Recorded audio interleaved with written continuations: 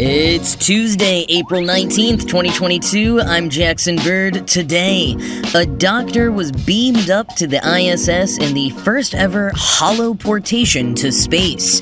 Plus, a new chopsticks invention that makes your food taste salty without adding any salt. And inside the world of a professional scream artist. Here's some cool stuff for your ride home. A NASA flight surgeon holoported to the International Space Station last fall in what's now being described as a world-first demonstration. Dr. Joseph Schmidt used a Microsoft HoloLens Kinect camera and custom software from AXA Aerospace to have a conversation with European Space Agency astronaut Thomas Pesquet back in October on board the ISS. NASA, writing about the achievement earlier this month, called it the first holoportation handshake from Earth in space. And quoting Science Alert, unlike traditional holographic projections that appear to hover in the air for anybody to see, holoportation requires the use of an augmented reality headset, such as Microsoft's HoloLens technology, for the wearer to be able to perceive and interact with the remotely captured individual or individuals who are filmed with a multiple camera setup in their actual location. End quote. And for this conversation, Pesquet wore the headset so that he was the only person among the ISS crew and Dr. Schmid's team who got the full picture of what was going on, seeing Schmid and his team appear holographically in the space station. Enabling two-way holoportation interactions will be the next step in both Microsoft and other competitors' evolutions of this technology, as well as perhaps streamlining or getting away with the need for headsets altogether, and continuing to downsize the cameras and other hardware required. But hey, this technology is pretty new, so of course it's going to be cumbersome, limiting, and expensive for quite a while. But the fact that this happened at all and that the technology exists is pretty dang cool. Dr. Schmid said in a NASA statement, quote, "This is a completely new manner of human communication across vast distances. Furthermore, it's a brand new way of human exploration, where our human entity is able to travel off the planet.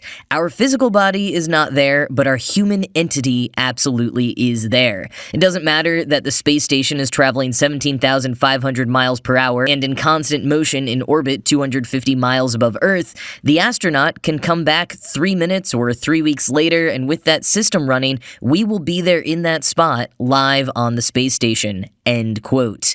And Schmid adds that with haptics integrated into the AR, the possibilities extend even further. You could be working on some complex technology and holoport the designer in to work on it alongside you. And continuing from NASA, quote, "Holoportation and tools like it could have great implications on the future of deep space travel. As plans shape up for missions to Mars, an obstacle to overcome will be the communication delays that are present during the travel to and from Mars. A delay of up to 20 minutes each way will present a unique challenge to communication, whether through simple radio transmissions, video streams, or new methods such as holoportation. Communication is critical, whether for medical or mission support reasons or staying in touch with family members. The crew will need to be connected with Earth and mission control no matter where humans explore. But there are also direct applications here on Earth, whether in other extreme environments such as Antarctica, offshore oil rigs, or military operation theaters. This type of technology may help people in such situations communicate, bringing people together no matter the distance or environmental challenges." End quote. Yeah, the possibilities really do seem endless. Plus, you gotta love any technology that gets us closer to the world of Star Trek, which, of course, was top of mind for the crew during this holoportation conversation. Dr. Schmid himself, in his AR pixelated glory, was captured flashing the Vulcan hand gesture for the camera, really blurring the lines between science fiction and reality.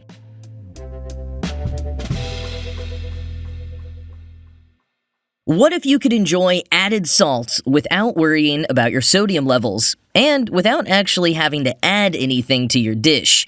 That's the dream being cooked up by researchers in Japan who have designed electric chopsticks that artificially amplify the taste of salt. Quoting Reuters, co-developed by Meiji University professor Home Miyashita and beverage maker Kirin Holdings, the chopsticks enhance tastes using electrical stimulation and a mini computer worn on a wristband. End quote. And from The Guardian, quote, "The chopsticks use very weak electricity, not enough to affect the human body, to adjust the function of ions such as sodium chloride and sodium glutamate to change the perception of taste by making foods seem to taste stronger or weaker," Curran said in a statement. Miyashita and Curran said clinical tests on people who follow a low-sodium diet had confirmed that the device enhances the salty taste of low-sodium food by about 1.5 times. They said participants given reduced salt miso soup had commented on the improved richness, sweetness, and overall tastiness of the dish. End quote. And Reuters notes that the device may be particularly popular in Japan, where salty dishes are common and beloved, and the average adult consumes double the amount of salt per day as recommended by the WHO. Miyashita, by the way, is the same scientist who invented that lickable TV that I mentioned last year. Taste the TV, or TTTV, uses, quoting an earlier article from Reuters, a carousel of 10 flavor canisters that spray in combination to create the taste of a particular food. The flavor sample then rolls on hygienic film over a flat-screen TV for the viewer to try. End quote. Like the salty e-chopsticks, it sounds kinda silly at first, and no cap, it is, but there's a serious root to the idea as well. Miyashita says that in an era of social distancing and lockdowns, the TTTV could help people experience new foods from places that they can't physically visit. It could also be used as a form of distance learning for cooks and sommeliers, or just for pure fun, like with games that you could play on the TV. I still think there should be a taste version of smell-o-vision. If only this technology had been developed during Nickelodeon's glory days. I mean, just imagine the wild stuff they would have come up with. But anyways, the salty chopsticks. As they were developed alongside a food and drink manufacturer, Curran, they've got a decent chance of actually going to market, which the team hopes will happen next year. Right now, the mini computer that the diner has to wear on their wrist that connects to the chopsticks is a bit unwieldy, but the team says they're working on refining the prototype, so perhaps that'll be slimmed down a bit or somehow fully incorporated inside of the chopsticks themselves before they're manufactured. And hey, if they take off in Japan, maybe we'll get fork and spoon versions sometime in the future too.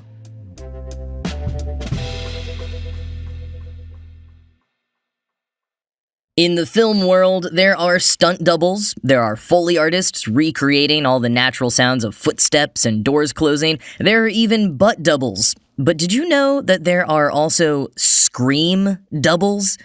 Voice actor Ashley Pelden specializes in filling in more dramatic screams for actors in movies.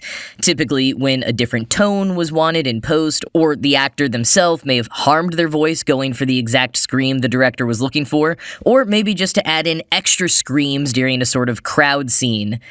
Some of the more recognizable films that Ashley Pelden has screamed for include Free Guy, Jurassic Park, Paranormal Activity, and the most recent Scream movie, of course. Pelden started her career as a child actor, most notably starring as Beth Thomas in the made-for-TV movie Child of Rage in 1992. That was an adaptation of the 1990 documentary of the same name, which told the story of an abused young girl with severe behavioral issues who was successfully treated for reactive attachment disorder.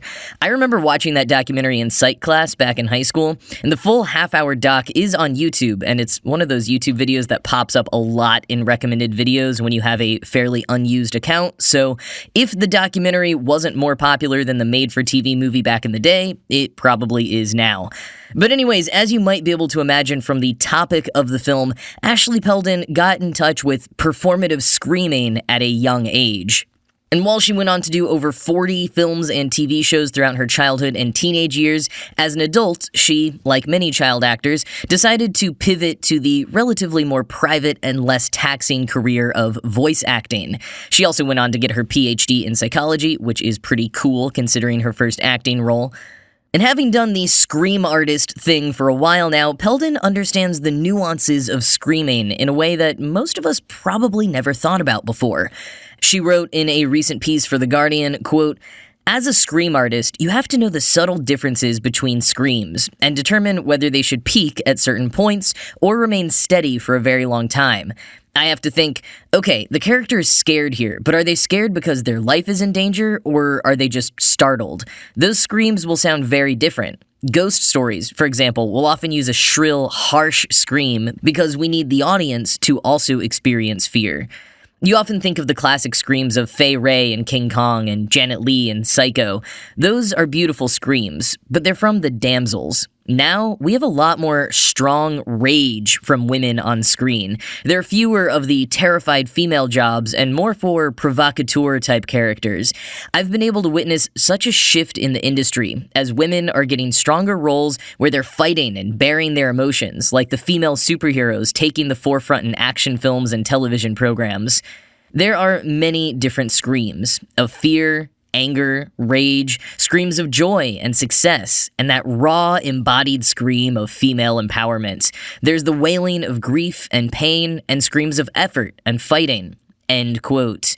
And Pelden also notes that in real life, when something terrifying happens, a lot of people don't actually scream at all. We tend to be a bit more frozen, maybe inhale sharply, but not actually make a lot of noise. So portraying a scream that we perceive as realistic to each individual situation, when in reality a person might not have actually screamed at all, is a tough balancing act. But the toughest scream of them all? Grief. When a character is experiencing pain or trauma. Pelden says it's not that that's a hard one to do, it's actually one of the easier ones to execute, but it carries so much weight to it that it affects her the most deeply. In a video for 60 Second Docs, Pelden elaborated that spending 8 hours straight screaming can be totally exhausting. On her voice, of course, but also emotionally. It can really take a toll. Although it can also sometimes be a nice release. She says that sometimes she feels really relaxed after a whole day of screaming. And here's a quick listen from that doc of her range of emotions that comes across in different screams. Grief and sadness. Utter blood-curdling fear, and, quick shock fear. As for the care of her voice, since she did say one of the reasons she fills in with screams in post-production sometimes is so the actors don't hurt their voices, but she says she doesn't have any particular secrets. She drinks tea and tries to rest her voice, but admits that she both sings in the car and probably screams more than the average person day to day, like when she sees a bug or on a roller coaster, because she's just so much more in touch with screaming that it comes a bit more naturally. I guess when you're an expert, you just know how to do it without hurting your voice. But wow, scream artists. Today I learned.